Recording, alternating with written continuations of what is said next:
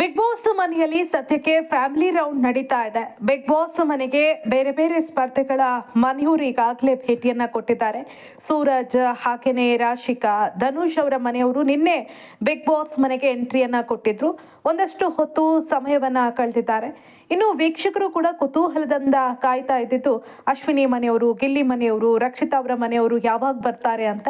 ಇನ್ನು ರಕ್ಷಿತಾ ಅಂತೂ ತಮ್ಮ ಮನೆಯವರು ಯಾವಾಗ ಬರ್ತಾರೆ ಅಂತ ನಿನ್ನೆಯಿಂದ ಫುಲ್ ಟೆನ್ಷನ್ ಅಲ್ಲಿದ್ರು. ಹೇಗ್ ಬರ್ತಾರೆ, ಮುಂಬೈಯಿಂದ ಅವರು ಯಾವ ರೀತಿ ಟ್ರಾವೆಲ್ ಮಾಡ್ಕೊಂಡು ಬರ್ತಾರೆ, ಅವ್ರಿಗೆ ಕಷ್ಟ ಆಗತ್ತಾ, ಈ ರೀತಿಯ ಯೋಚನೆಯಲ್ಲೇ ಇದ್ರು.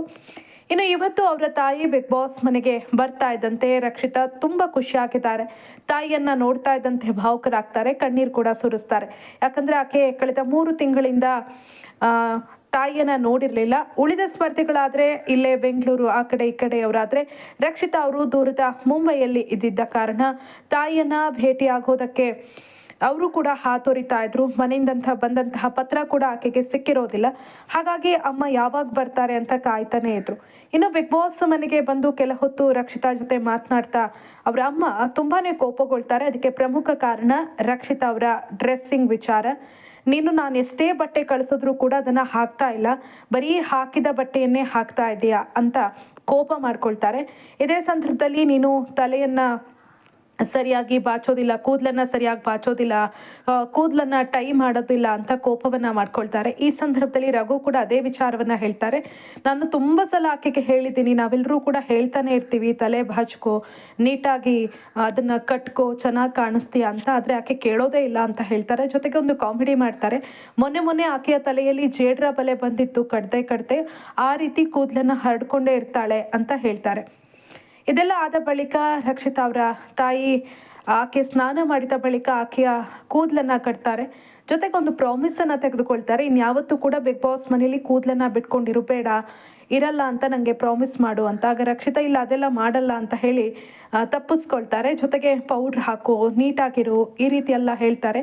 ಬಟ್ಟೆ ವಾಶ್ ಮಾಡಿದ ಬಳಿಕ ಅದನ್ನು ನೀಟಾಗಿ ಹರಡಿ ಹಾಕು, ಹೀಗೆಲ್ಲ ಚಿಕ್ಕ ಮಗುವಿಗೆ ಹೇಳಿದಾಗೆ ಒಂದಷ್ಟು ಬುದ್ಧಿ ಮಾತನ್ನ ಹೇಳ್ತಾರೆ. ಇನ್ನು ಇದಾದ ಬಳಿಕ ರಕ್ಷಿತಾ ಅವರ ತಾಯಿ ಅಶ್ವಿನಿ ಅವರ ಜೊತೆ ಒಂದಷ್ಟು ವಿಚಾರಗಳ ಬಗ್ಗೆ ಮಾತಾಡ್ತಾರೆ. ಆಗ ಅಶ್ವಿನಿ ಅವರು ಈಕೆ ಮನೇಲೂ ಕೂಡ ಇದೇ ಈ ರೀತಿ ಕೂಗಾಡ್ತಾಳ, ಜಗಳ ಮಾಡ್ತಾಳ ಅಂತ. ಆವಾಗ ಅಶ್ವಿನಿ ಅವರ ಮುಂದೆ ತುಂಬಾ ವಿಚಾರಗಳನ್ನ ರಕ್ಷಿತಾ ಅವರ ಅಮ್ಮ ಶೇರ್ ಮಾಡ್ಕೊಳ್ತಾರೆ. ಆಕೆ ಇಲ್ಲಿ ಹೇಗೆ ನಿಮ್ ಜೊತೆ ಜಗಳ ಮಾಡ್ತಾಳೋ ಅದೇ ರೀತಿ ಅಲ್ಲೂ ಕೂಡ ಜಗಳ ಮಾಡ್ತಾಳೆ, ಇದೇ ರೀತಿ ಕೂಗಾಡ್ತಾಳೆ. ಅಲ್ಲೂ ಕೂಡ ಕೆಲವೊಮ್ಮೆ ಇಲ್ಲಿ ಮೈ ಮೇಲೆ ದೆವ್ವ ಬಂದಂಗೆ ಹೆಂಗೆ ಆಡ್ತಾಳೋ ಅದೇ ರೀತಿ ಆಡ್ತಾಳೆ ಅಂತ ಹೇಳ್ತಾರೆ. ಆದ್ರೆ ಆಕೆಯ ಮನಸ್ಸು ಒಳ್ಳೇದು. ಆಕೆ ಎಷ್ಟೇ ಕೋಪ ಮಾಡ್ಕೊಂಡು ಯಾರ ಜೊತೆ ಆದ್ರೂ ಜಗಳ ಮಾಡಿದ್ರೆ ಆಮೇಲೆ ಆಕೆ ಫೀಲ್ ಮಾಡ್ಕೊಂಡು ಅದಕ್ಕೆ ಬೇಜಾರು ಮಾಡ್ಕೊಂಡು ಕ್ಷಮೆ ಕೇಳ್ತಾಳೆ. ಪಾಪಕ್ಕೆ ಪಾಪ, ಜೋರಿಗೆ ಜೋರು. ಇರ್ಬೇಕಾದಂತ ಸಂದರ್ಭದಲ್ಲಿ ಜೋರಾಗಿರ್ತಾಳೆ. ಹಾಗೇನೆ ಯಾರು ತುಂಬಾ ಸಾಫ್ಟ್ ಆಗಿರ್ತಾರೋ ಅವ್ರ ಜೊತೆ ಅದೇ ರೀತಿ ನಡ್ಕೊಳ್ತಾರೆ ಅಂತ ಹೇಳ್ತಾರೆ.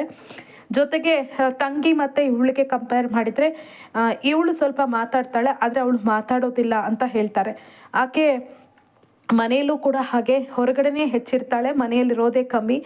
ಸ್ಕೂಲ್ ದಿನಗಳಲ್ಲೂ ಹಾಗೆ ಬರೀ ಕಂಪ್ಲೇಂಟ್ಸೇ, ಬರೀ ಮಾತಿನ ಮೂಲಕನೇ ಆಕೆ ಒಂದಷ್ಟು ಕಂಪ್ಲೇಂಟ್ಸ್ ಅನ್ನ ಬರೋ ಹಾಗೆ ಮಾಡ್ಕೊಳ್ತಾ ಇದ್ಲು ಅಂತ ರಕ್ಷಿತಾ ಅವರ ತಾಯಿ ಹೇಳ್ತಾರೆ.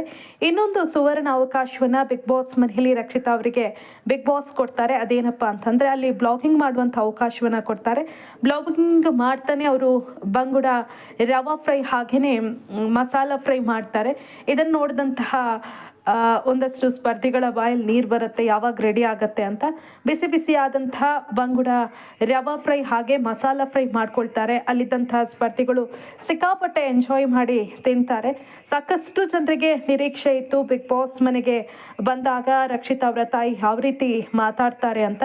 ಆಕೆಗೆ ಒಂದಷ್ಟು ಬುದ್ಧಿ ಮಾತನ್ನ ಕೂಡ ಹೇಳಿದ್ರು. ಜಗಳ ಮಾಡ್ಕೋಬೇಡ, ಅವ್ರ ಜೊತೆ ಈ ರೀತಿ ಕಿರಿಕ್ ಮಾಡ್ಕೊಳ್ಬೇಡ, ಇವಳ ಜೊತೆ ಕಿರಿಕ್ ಮಾಡ್ಕೊಳ್ಬೇಡ, ಚೆನ್ನಾಗಿ ಆಟ ಆಡು, ಈ ರೀತಿ ಒಂದಷ್ಟು ಬುದ್ಧಿ ಮಾತನ್ನ ಹೇಳ್ತಾರೆ.